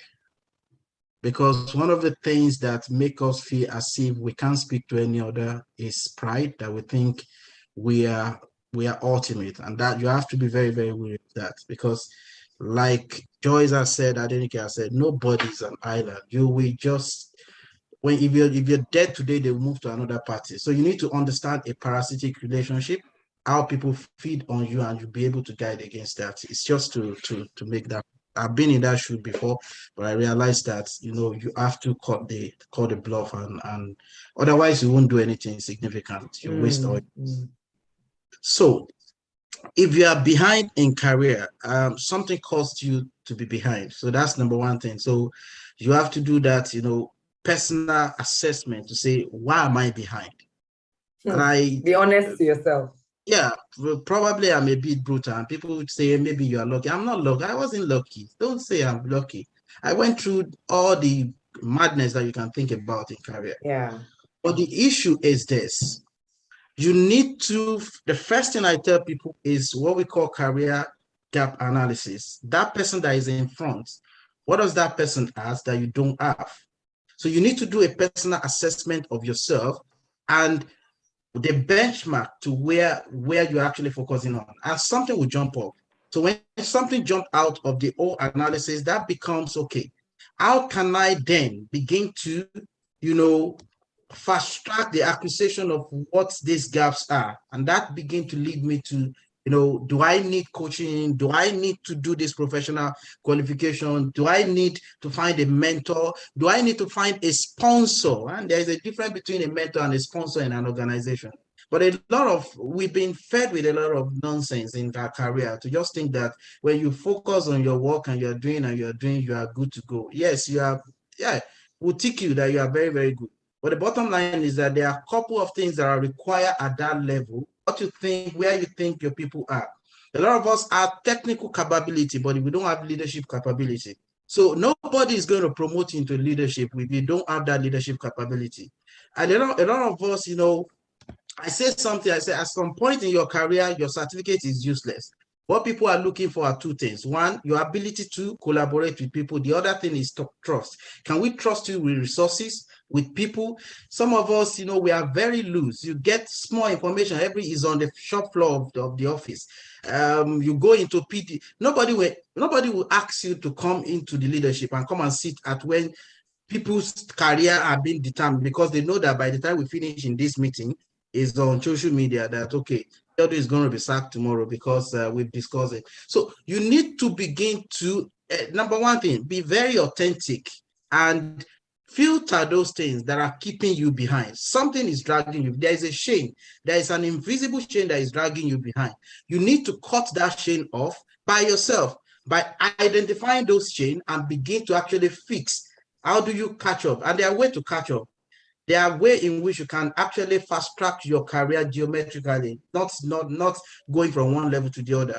One thing that I tell people and my students all the time is, what takes you to the higher ground in career is edge. You must constantly build a sustainable edge. The edge means something that is not common. If you have a BSc and MBA and it's common, then you don't have an edge. What other thing can you do that other people don't have? And that is what separates you from the lot. And that is why you get beckoned into leadership. And that is why you can actually catch up on time. So for that person, I encourage you, do a personal assessment. And when those gaps are very clear and you can't do it yourself, please get a coach, like Joyce has said, to help you out. When you do that, then focus on those assessments. You'll come back to tell Joyce that you are at the top, or you are ahead of those people. That's what I can say. Thank you. You will come back with results. Thank you, Abiodun. As you've entered the coach mode. Wow. Thank you. There's another question here that I'll pose to you, Abiodun, please. So what do you do when you have invested here and there, yet you are still struggling, you're still on the struggling lane, how do you get to a point of financial stability? She says, I have done merchandising and I have lost a lot. Right now, no capital to even start anything. So how do I now start with zero capital? Interesting. Number one thing is this, and I don't know whether that person is talking from a business point of view or is talking from a career point of view. And if I assume that person is talking from a business point of view, the starting point of any business, or if you're going to be successful in anything you do, is the value proposition. What value are you bringing to people? And when you begin to declutter opportunity and you do opportunity assessment, it will be clear what will people pay for? What is that need? A lot of us start business because we just love to start that thing. I remember one thing when my wife wanted to start business, I said, I want to start selling clothes. And I said, okay, hey, wait a bit. I love that you want to sell clothes. But the question then becomes, let's put a model on that, because I love model. And I said, Potter's 5 forces is a very good model to understand whether you're going to be successful or not successful in a particular category. So we did the analysis, and it was very clear that the barrier to entry into selling clothes is just having 50,000 naira. I've set up a business and I will become a competition next to you. Another thing is, okay, you begin to think about what are the substitutions that exist for somebody who is selling clothes. There are plenty of substitutions, and it was very clear to her. So I would say to that person who wants to start from ground zero is, do your proper opportunity assessment. Do people really need this? Then begin to now define what are the proposed, what is the value, what is the uniqueness in what you want to bring on board. Then when you are able to craft that, it will come naturally to you. And you just realize that finding and struggling for, customers or struggling for businesses will be a thing of the past, because your proposition is so strong and is addressing a genuine need. And that is what I can just tell the person first. Before you start talking about maybe you want to get a loan from a friend, from a bank, or for somebody, you partner with people or you collaborate. Those are all secondary things. The foundation is, what is the idea that you're brooding on? How can you bring a unique proposition into life from the idea that you're actually brooding on? Thank you very much. Before, I really, really, really used to be of the opinion that money was everything we needed to start, until over time I noticed that really it's value. And I didn't understand it until, I've heard of people's stories. So this response is not to say you are lazy or you don't know what your proposition is. No, it's saying take a closer look at what your proposition is and do the work to let the world know what this proposition is about, and money will follow value somehow. I'm really hopeful that this helps. Denike, there's a question here for you. Please, are there any tips to being vulnerable and also handling vulnerability? And I'll add the next question to it. Do some people have better coping mechanisms than others to cope with adversity? Yes, so I'll start with the second one. How do I be vulnerable? Absolutely. Yes. Yeah. Yes, some people have, I don't want to say better, but I think that why we will call it better is because we think it is better. Let me give you an instance. 2 years ago, can you hear me? Yes, please, loud and clear. Okay, great. 2 years ago, a friend of mine gave me a piece of paper and a pen. I was in a place where I would just say, my life. Oh, hey. And then she said, okay, you've met quite a number of people in your entire life. I'll give you time. Off the top of your head, okay, you know what? Not off the top of your head. Think, and let's analyze. Write down 5 names of people who you think, because you've interacted with the best of your life, you think would have functioned optimally with an amputated leg. I looked at this piece of paper. I looked. I couldn't write anybody. I just couldn't. And then the crux of that conversation was, you were created to best fit this challenge you are living with or you'll be faced with for time. And she then shared with me challenges that she was going through, and I had vehemently said, I can't cope, I can't do this, I can't. And she said exactly what it is. She said, I don't think I would have functioned. She said, I think I know I would have lost my mind if I had one leg. She said, but see you, this challenge I'm facing at my work now, you're shouting as if I would have moved, I would have gone to America, I would have relocated to Canada. She said, no. She wouldn't call me a person who has a better coping mechanism, because my challenge, my personality, my life, my purpose is well fit for all that I'm going through. Well fit for all that I'm going through. I stepped out of surgery, deep anesthesia. In fact, it was epidural. And I remember my auntie see my Instagram post that evening and said, you, this girl, sometimes you make me lose my mind. Like, how? And I remember telling her that when cancer was trying to kill me on the hospital bed, if you were not beside me, you would not have known. I said, I found out and I found my peace with the fact that I am not that person who will shut down because there are challenges in my life. I said, this is who it is that I am. So you need to know who you are. You need to find, there must have been one challenge that you successfully handled very well in your life. Go back, visit that challenge, bring out a piece of paper and pen and ask yourself, how was I able to do it? Were there things that made it possible for me to scale through this time? Write those things down. Find a way to write those things down. If you cannot find words that helped you, find sentences that helped you in that season of your life. Now start to understudy those sentences or those words through your life's journey.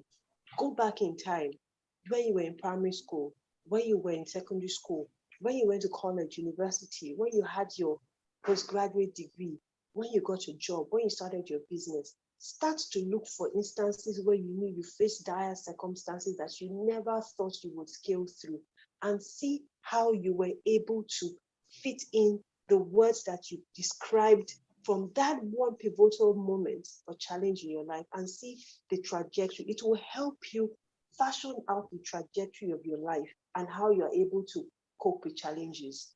We don't do it all the time. We don't. And sometimes we outsource our lives even to our coaches.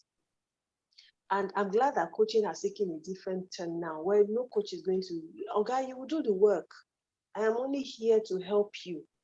You go for therapy and they won't tell you if you're in an abusive marriage or it's not working, and no coach is going to tell you leave the marriage. No, they will ask you the questions. You go back home and think about it. That, oh, more, is this person saying this thing? That is what it is that coaches now do. So people even struggle with that reality because they want a coach that is going to live out what tell it is them that they're everything. teaching them. Nobody is going to do that for you. So sit down and do it yourself. Someone wrote a comment. They said, like, audit your life by yourself. When my child was ill, how were we able to navigate? When I got this job and my employer was doing what? Find words, find circumstances, connect it together. You will see that it helped you. Abiodun had said something earlier, and I really want us to talk about it. And it's also a part of auditing your life. You see, relationships that matter to you, get a piece of paper. Write down 5 or 20. If you're not like me, write down 20 relationships that matter to you the most. Now categorize them. The relationships that are even, where there's reciprocity, the relationships that are symbiotic, relationships that are significant, relationships that are parasitic.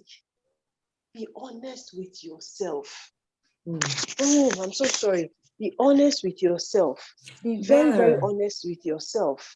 You get, find out the parasitic relationship, the symbiotic relationship, the ones that are significant. Be honest with yourself, and then you know where to put what where. You can't have a parasitic relationship and you're giving it your 100%. You will die. The parasite kills. It is not because you don't love that person. It is just what it is. You will die.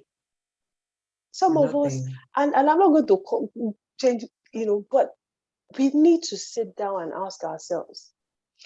We work so hard, Joyce, that taking out 50,000 naira to buy something for yourself becomes a hassle. Hey, God, I'd have sent this money to my brother. Hey, my child's food. Your child, there's food at home. There's food. There's food at home. That child has food supply for the next 2 weeks. There's utility, there's power, there's light. Your brother is fine in school. Your brother is fine. Your mom is okay. You have bought her medication. Spend that 50,000 naira on yourself. Spend it on Something as simple as that, Joyce. I promise you that. And I'm not saying go and carry 50 million naira to buy a handbag. If you can afford it, if it's that is splurging, you know you can and you deserve at that point in time, by all means. Yes. Learn to care for yourself. Okay. Put yourself first. Self-care. I beg of you, outside of all the theatrics you learn in class from your Ivy League school and the courses that we do, it all goes down to these simple things. Commercialize the relationships in your life. Which ones do I want to feel more? Otherwise, ladies and gentlemen, you'll just be fetching water inside baskets, and you need to exactly love yourself. Love yourself. Love yourself.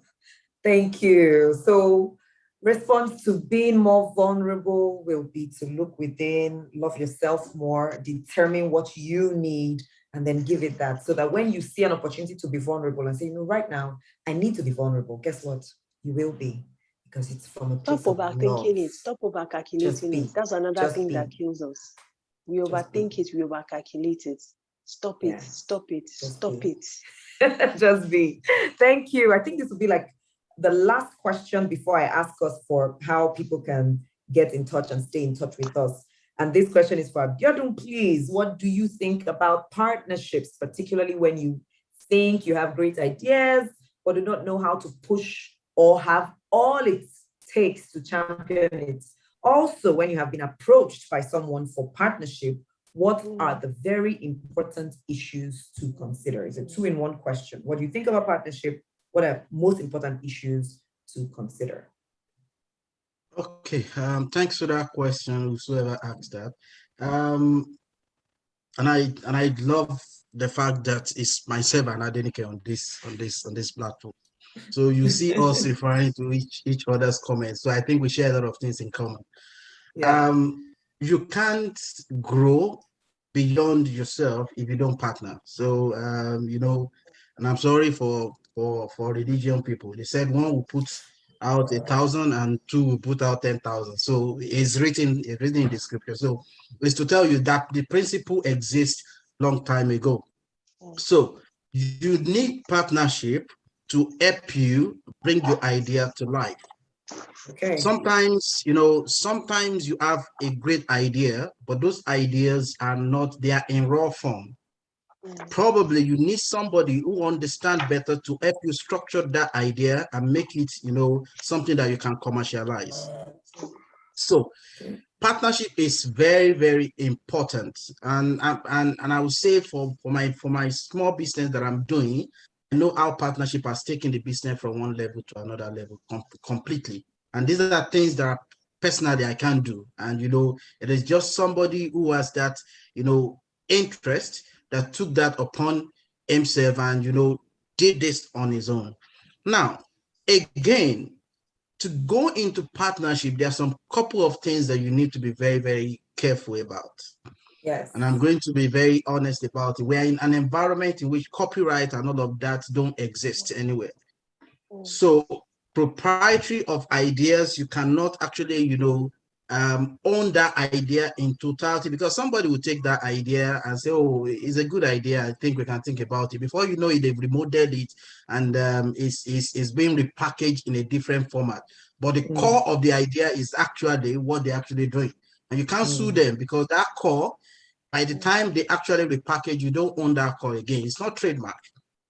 So before you go and, you know, unleash yourself into partnership or collaboration, you need to check the level of trust, the level of, you know, in quote, integrity of the person you want to speak to. So if you have a cycle of friends that you've been going around with within the last 10, 20 years or thereabouts of your life, you will know somebody that is straightforward and you know somebody who has tendency. It will be very clear. So when you have those people in your life, like Adenike said, cluster those kind of people. There are some people I would never tell some things, and we are friends. Because you know, these people, when you say it to them, they take it out of, you know, where you want it to be. So you have to even Jesus Christ have closer friends.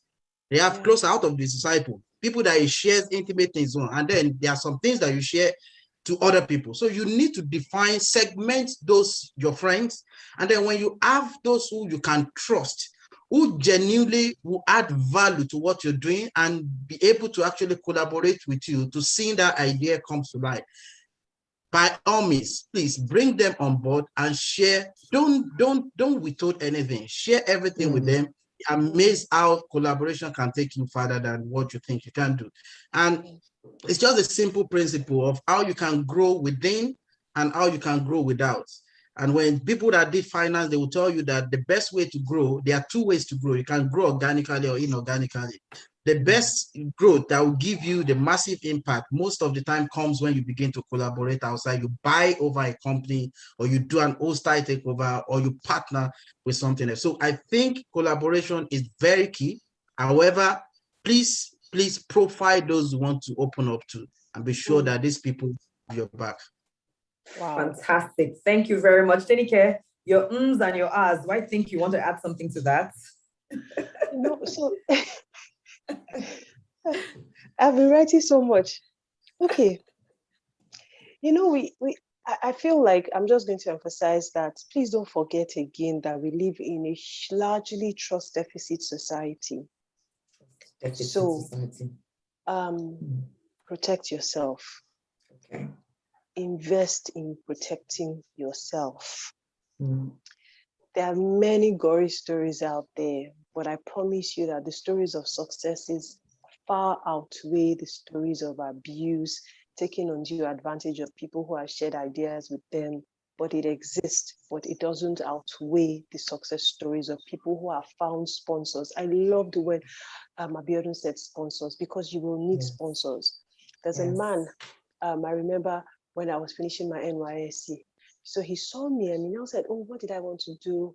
He just took a particular liking. I said, oh, that NYSC, I didn't just want it to just be my NYSC, my service year, that I thought to do CIPM. And that he said, oh, had you always wanted to practice HR? I said, no, but I see that I'm a people's person. So he told me to go inquire about CIPM. And as I was finishing my NYSC, the entire stretch of the CIPM, I did it in the entire year. And with a lot of hard work and, somehow God just, shined his face on me. I didn't have to resit any of the courses through the 3 levels I had to do. And I remember the man said to me, for anything that has to do with education, wherever it is I am in this world, never forget to reach out to me. That man took it upon himself to find a need to sponsor. I don't know why he took a liking, but I'm a good person and I attract good people.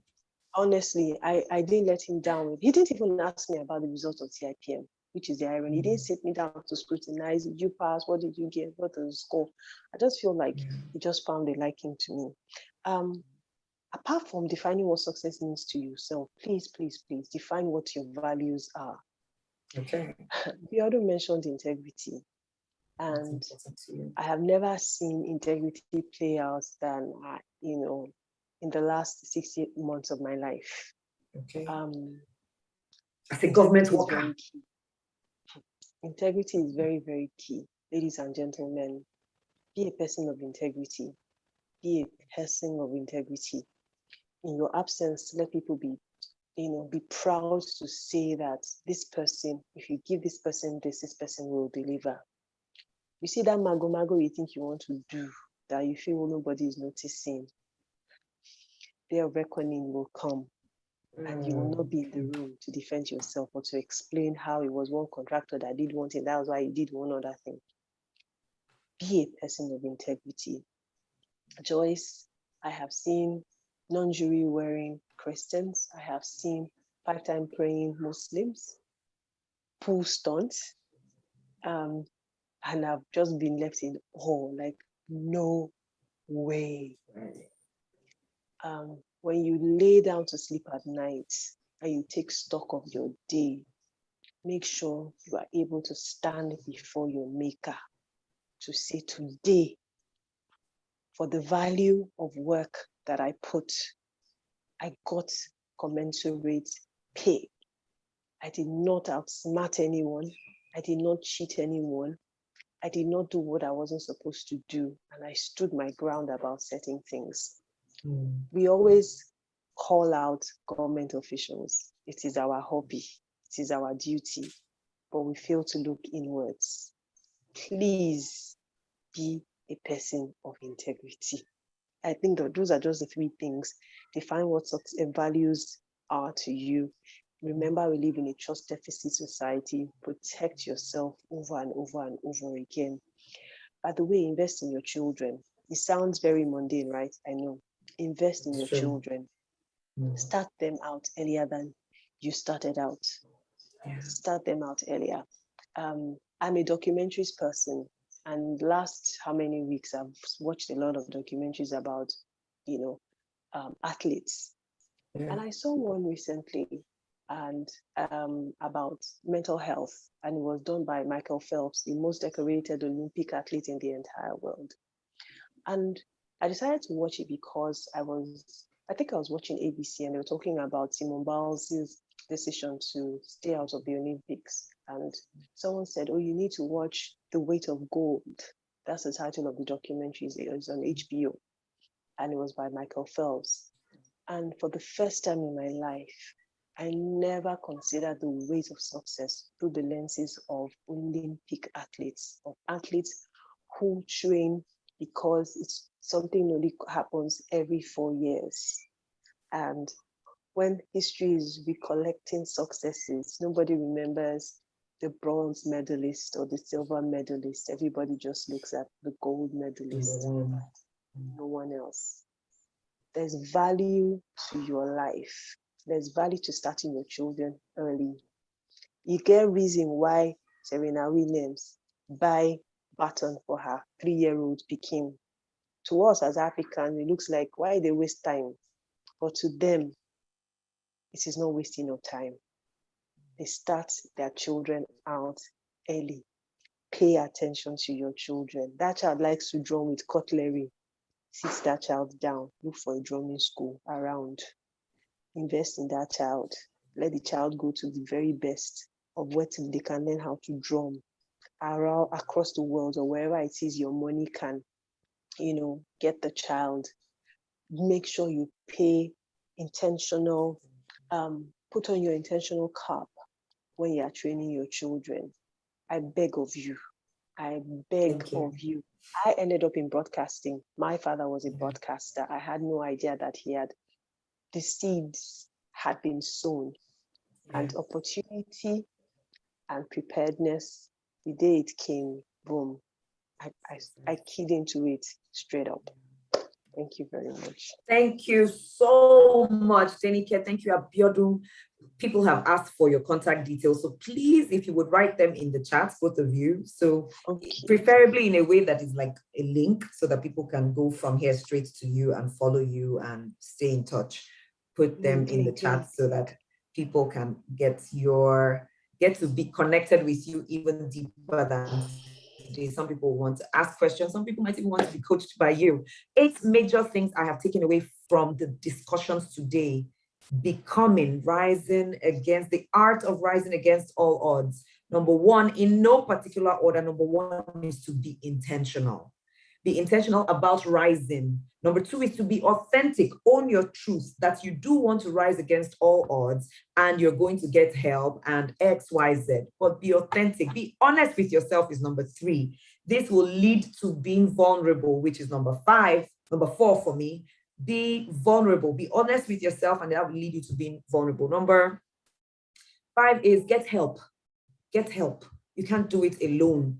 And should you ever feel, if you can do it alone, fine, but should you ever feel you need help, get help from a coach, from therapy, from counseling, whether it's free or paid, by all means, please get help. If you're going to become that resolute person who knows how to make lemonade out of lemons constantly, please, by all means, get help. Next point, number 6 for me is improve yourself constantly. Don't be fooled that you have arrived. Nobody has arriven. Nobody has arrived. We are all work in progress and we continue to try to arrive. So improve on yourself constantly, set targets, yearly, quarterly, biannually, if possible, but constantly improve on yourself. Number 7 is be grateful.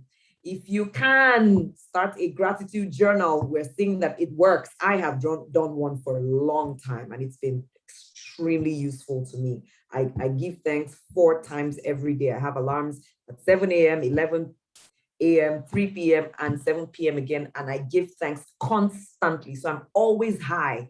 So be grateful. And finally, number 8 is be vulnerable, which I mentioned. Number 8 is take care of yourself. Take care of yourself. Own your truth by taking care of yourself. Love yourself enough so that you can be, and then you can also be strong for other people. I know there's a question about whether we will get the recording or not. I'm sure WIMBIZ will let us know. I am more than glad, happy, and excited and grateful to have been asked to moderate this session. WIMBIZ, thank you so much for this privilege. I have learned, I have taken notes away, I have been reminded, and I know that it's same for all my sisters in the chat. Each one, please tell one other person. Each one, please pay it forward. I think it was Denike who mentioned it, or maybe Biodun, or maybe both of them at different times. Go and tell somebody else what you have taken away from this. If you tell 2 people and they tell 2 other people, we're making the world a better place in our own way. Allow me hand over back to Senami, our anchor for today. Thank you all for being so energetic in the chat. Thank you. Y'all came with fire. I love you all. Bye for now. Thank you so much, Joyce. Thank you so much, Adenike. Thank you, Abiodun. I have so many notes. I don't even know where to start. All the learning points. Thank you so much. We really do appreciate you coming and speaking on this topic. Let me talk to our everybody in the chat room. We'd like you to please remain patient. A quick evaluation on this e-Roundtable will be sent to you. HQ, you please send the evaluation link.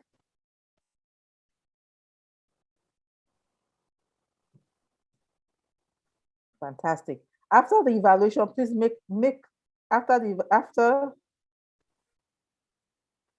okay. Thank you. Okay. Thank you for completing this evaluation form. Another evaluation link will be sent to you in the follow-up email. Please endeavor to complete it, as we would love to hear your feedback. We all like hearing about what you've learned today and what you also like us to improve on. We kindly invite our dear participants who are not WIMBIZ associates to join us today. We appreciate our associates who have renewed their membership and encourage those who are yet to renew to also do theirs. For inquiries, please contact via email membership@wimbiz.org. This is our 20th year for WIMBIZ, and we are all super excited. We have the following programs coming up: WIMBOD Institute Training, which is on Thursday, 19, 2021. WIMBOD Mentoring Simulation 2, Saturday, August 7th, 2021. WIMBOD Mentoring Graduation, Saturday, August 14th, 2021. Then the final, at the end of this year, WIMBIZ 20th Annual Conference, November 4th and 5th, 2021. We have early bird tickets available. So kindly visit the WIMBIZ website to register for the upcoming programs. We hope that you enjoyed this session. And as Joy said, anything that you learned, kindly share. You can share on your WhatsApp status and tag WIMBIZ, or your Instagram and tag WIMBIZ. Thank you so much and have a lovely day. Goodbye, everybody. And thank you, Joyce. Thank you, Abiodun. And thank you, Adenike. Yes, Adenike. Bye, everyone. Bye. Bye, Tsunami. Bye, everyone.